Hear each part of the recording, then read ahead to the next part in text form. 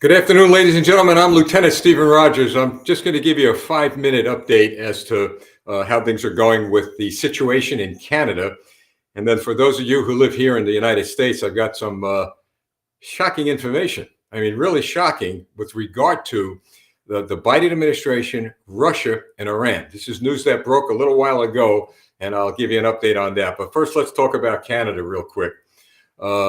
The response that we're receiving from having Canadian citizens on our broadcast has been overwhelmingly strong from people around the world. They were unaware, and a lot of Americans were unaware, what the Trudeau government was doing to the people there, which, to capsulize it, is to embrace the ideology of Marx, Lenin, and Stalin. Look, when you go after people's bank accounts, when you bully them, when you threaten them, and who's them, you might ask? Well, the them in this case are Canadian citizens who are law-abiding citizens. That needs to be dealt with, and we're going to do the best we could within the framework of the Lord, is hold Trudeau and the people who support him accountable. Now, how are we going to do that? It's going to be a process, okay, but we have a lot of patience. To begin with, Campaign for America, we're going to send a document, a letter, and a request to the International Associations of Chiefs of Police. I have people now looking at their mission statement, and the way we're going to craft a letter is simply, look, we're not looking to punish anybody, but we would like you, as the international representative of police chiefs around the world, to evaluate, look into, inquire into the actions of the police in Canada, the way they treated peaceful protesters.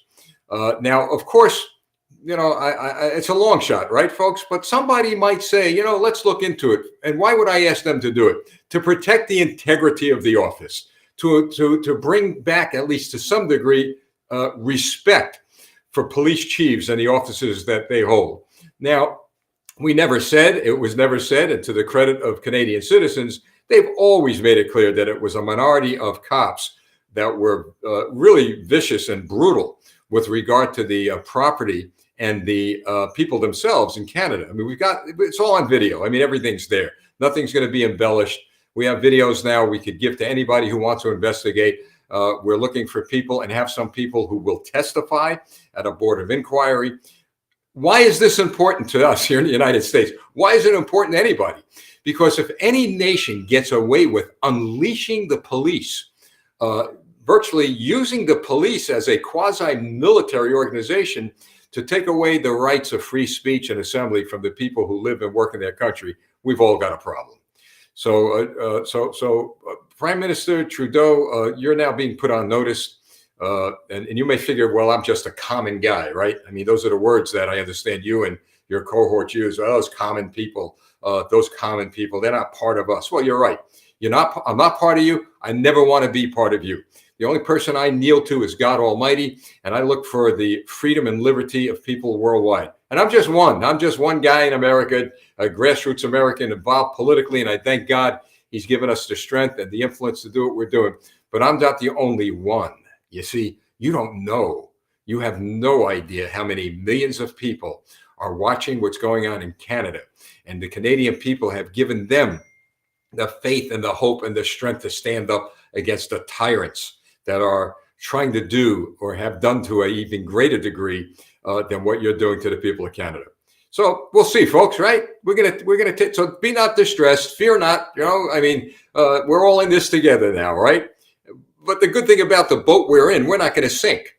The tyrants sink. They always sink. Just look at history. So let action speak louder than words. So we're going to take some action and let's see what happens. And by the way, we are going to have some former and maybe present Canadian leaders on our broadcasts on some of the Thursday nights. So let's see if they come and we'll see where we go from there. Now, with regard to the United States, the people here in America, well, to my dismay, and I know to yours when I tell you this, that Joe Biden, the United States government, has given Russia the green light to broker the Iran deal. That's right. Iran is our enemy. Russia is an enemy. And the Joe Biden administration gave Russia the green light to broker the Iran deal. Now, who do you think is going to win that battle? Joe Biden has surrendered, to my greatest distress and dismay, the American power whether it be moral power, military power, ethics power, you call it whatever it is, he has surrendered American power to our enemies. What he cannot do and will never do is surrender the will, the faith, and the strength of the American people to anyone on the face of the earth. So right now, we're at war. We are at war, folks. Right now, not a military war, but I fear that coming. You don't send 100,000 U.S. troops. That's right. Shocking number, right? We thought they were 8 to 10, and we didn't learn about the 100,000 from Joe Biden in the White House. We learned about the 100,000 from the Secretary General of NATO. So he kind of tipped his hat, folks. He kind of let the cat out of the bag. So now we have 100,000 American troops doing what? Doing what in Europe? They're waiting like they did in Vietnam.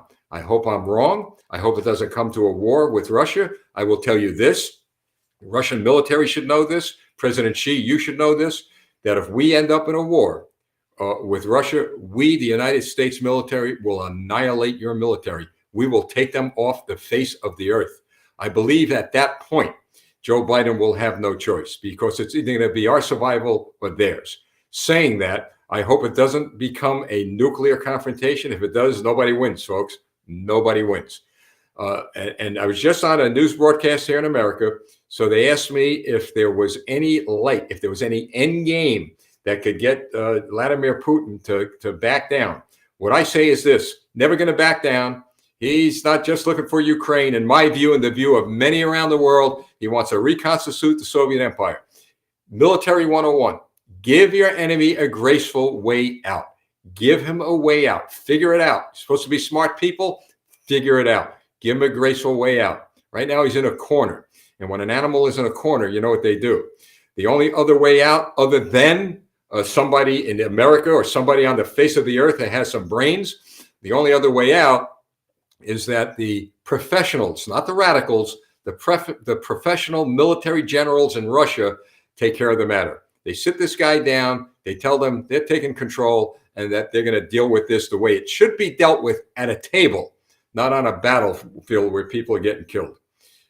Am I an optimistic guy? Yes, I am, because I've seen this scenario over and over and over again. The scenario always is build up, and before you know it, you're in an unnecessary ground war with a country that in 20 years you're going to end up being friendly with. So let's keep an eye on this, folks. Always keep things in prayer. I promise God I'd never leave him out of the equation because there is a God above. He's alive and well, folks, on planet Earth. He still controls everything. So to those of you in Canada, be encouraged, not discouraged, because of your dignity, your class, believe me, and the honor that you, not Trudeau, that you have given your country. The stain that Trudeau put on it is being wiped away every day, wiped away because of the Canadian people. And here in America, we are together. The American patriots are together. We have a plan that's going to be executed on November of 2022. That's step one. The Democrat Party in this country is going to be wiped out. I hope to God we erase them out of existence because they have damaged our country, our people severely. But like I said, that's step one. Step two is removing the Democrats from the White House. That will be done. So, folks, remember this in history, and I'm going to close out with this. Remember this, that you look at history, every tyrant, whether the name is Khrushchev, whether the name is Hitler, whether the name is Mussolini, whether the name is Trudeau, whether the name is Xi from China, and on and on and on. Every tyrant gets their day. They do. They become a footnote somewhere in history. You never really read about them as being people who contributed in a positive way to the people in which they were called to serve. So they disappear. They're going to go away. But who's standing? Who's standing for your children and my children to remember and to read about? The people that prayed, the people that put their faith into action, the people that never stopped saying three words, whether they were in the valley or on the highest mountain. Never stop saying these three words, ladies and gentlemen. Let your children hear it so that they could say the same three words to their children and grandchildren. Let freedom ring. I'm Lieutenant Stephen Rogers. Please share this video. God bless you all. Listen, the best days are ahead. Believe me, they are. We just need to stay together. Remember this, the nation that prays together stays together. God bless you all. I'm Lieutenant Stephen Rogers.